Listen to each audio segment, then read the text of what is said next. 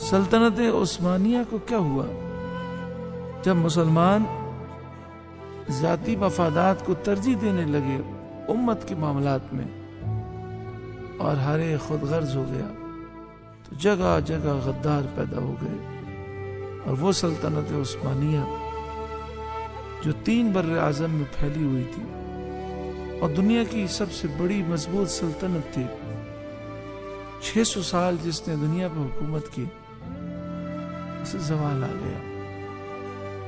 Lance of Arabia ایک برطانیہ کا، انگلینڈ کا جاسوس تھا جس نے اسلامی حلیہ اپنایا اور عرب کے اندر قومیت کے جراثیم ڈالے، عصبیت کے اور تعصب کے جراثیم ڈالے۔ پورے عرب کے اندر یہ اس نے ذہن بنایا پورے عرب میں کہ سلطنت عثمانیہ والے تو اجمی ہیں، تم عربی ہو، یہ تم پر حکومت کیسے کر سکتے ہیں؟ حجاز مقدس میں 2 سال تک لڑائی ہوئی۔ بعض تاریخ دانوں نے لکھا کہ 2 سال باہر سے لوگ حج کے لیے نہ آ سکے، اور حجاز مقدس میں سلطنت عثمانیہ سے لڑنے والے کون تھے؟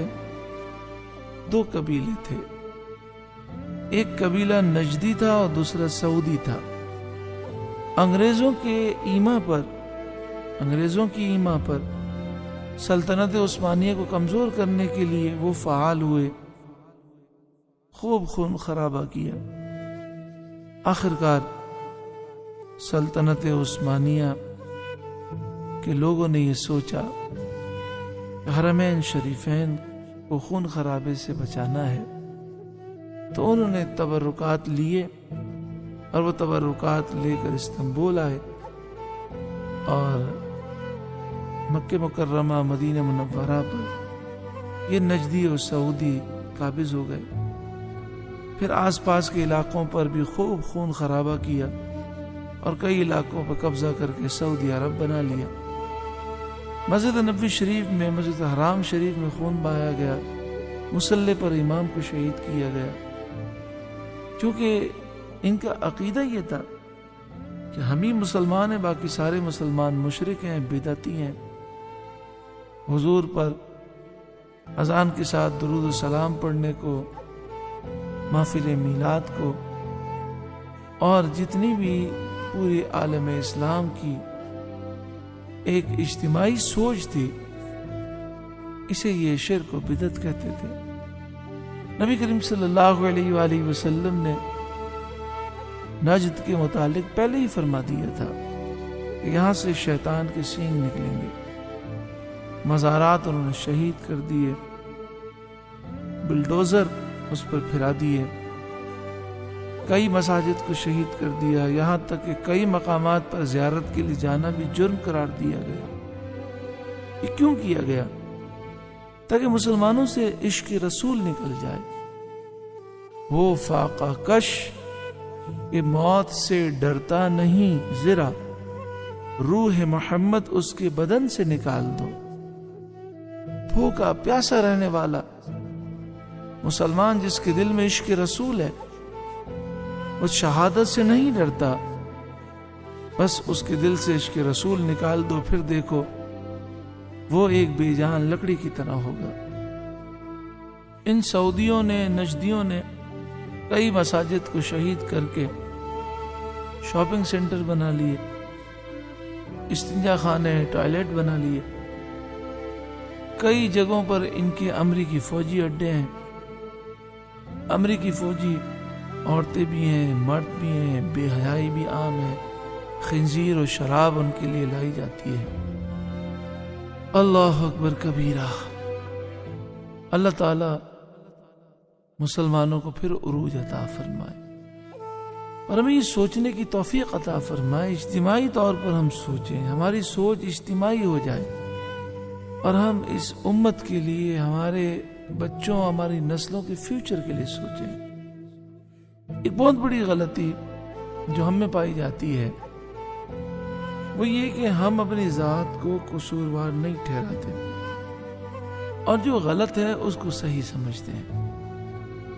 ایک تو اپنی غلطی کو تسلیم نہیں کرتے، اور دوسرا معاملہ یہ ہے کہ غلط چیز کو بھی ہم صحیح تصور کرتے ہیں۔ میرے استاد محترم امیر المجاہدین حضرت علامہ خادم حسین رضوی علیہ رحمہ فرمایا کرتے کہ اس دعا کو کثرت سے پڑھا کرو، اللہم ارنا الحق حقا وارزقنا اتباعہ، اے اللہ مجھے حق حق دکھا اور اس کی اتباع کی توفیق دے، وارنا الباطل باطلا وارزقنا اجتنابہ، اور اے اللہ مجھے باطل باطل دکھا اور اس سے بچنے کی توفیق دے، یعنی میں حق کو حق سمجھوں، باطل کو باطل سمجھوں۔ اللہم ارنا حقائق الاشیاء کما ہی، اے اللہ ہم پر چیزوں کی حقیقتیں کھول دے، ظاہر فرما دے، اے اللہ ہمیں حق حق دکھا، باطل باطل دکھا۔ آپ نے فرمایا سب سے بڑا نقصان یہ ہوتا ہے کہ غلط چیز کو لوگ صحیح سمجھنے لگتے ہیں۔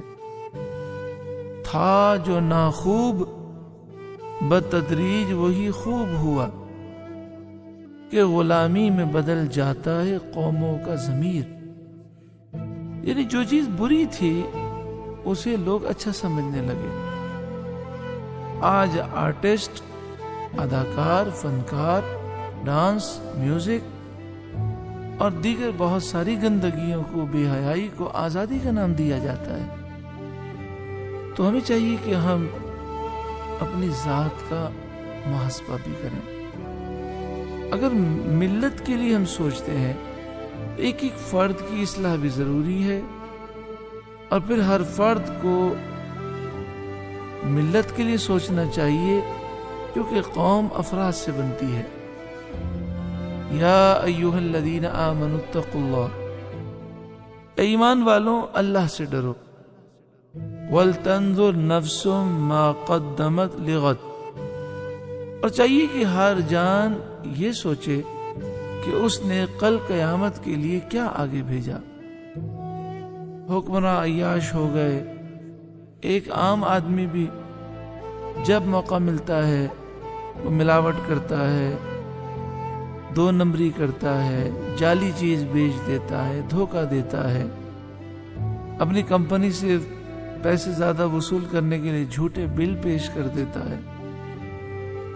جب موقع ملتا ہے ایک عام آدمی بھی جھوٹ بولتا ہے۔ کوئی موقع ہاتھ سے کب جانے دیتے ہیں لوگ؟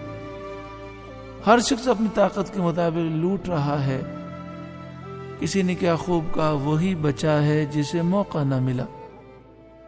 کوئی 5 روپے کا کرپشن کر رہا ہے، کوئی 5000 کا، کوئی 5 ارب کا، جس کی جتنی طاقت ہے۔ لوگ برائیاں کرتے ہیں حکمرانوں کی، جب انہیں موقع ملتا ہے تو وہ بھی کرپشن کرتے ہیں۔ پہلے لوگ بھی اسی بیماری میں مبتلا تھے۔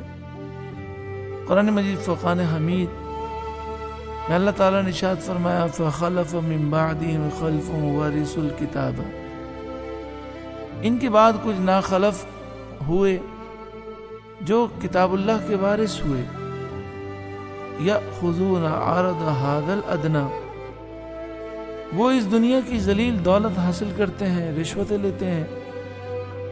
یعنی بنی اسرائیل میں ایسے لوگ تھے، قاضی تھے جو رشوت لیتے، جھوٹے فیصلے سناتے، رشوت لے کر مسئلے غلط بتاتے۔ وَيَقُولُونَ سَيُغْفَرُ لَنَا، اور وہ کہتے ہیں ان قریب ہمیں بخش دیا جائے گا، اللہ غفور الرحیم ہے، جو بھی کریں اللہ بخش دے گا۔ وَإِن يَأْتِهِمْ عَرَضٌ مِثْلُهُ يَأْخُذُوهُ، اور اگر ان کے پاس ایسی ہی دولت آ جائے تو اسے لے لیتے ہیں۔ تو اس زمانے میں یہ ہوتا کہ جو قاضی بنتا وہ رشوت لیتا، اور رشوت لے کر غلط فیصلے کرتا، لوگ تانا دیتے، تانا دینے والا خود اگر قاضی بن جاتا تو وہ بھی رشوت لیتا۔